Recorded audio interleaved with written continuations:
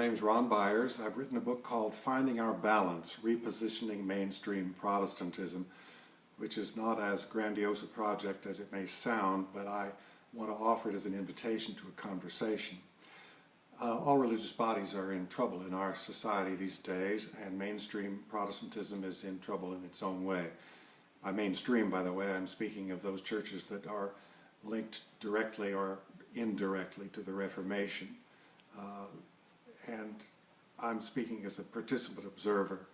After many years as a pastor, some years as a theological educator, there were years of looking for a congregation, trying to find a place in it, and in the process of doing that, for the first time I became not only a participant but an observer.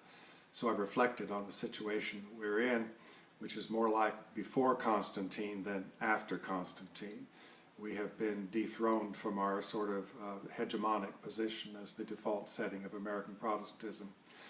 So I am trying in this book to define what I think are some of the historical and cultural reasons why mainstream Protestantism particularly is stressed, trying to navigate the territory between anti-fundamentalism on the one hand and a default setting which is not supportive of religious faith and often even skeptical on the other.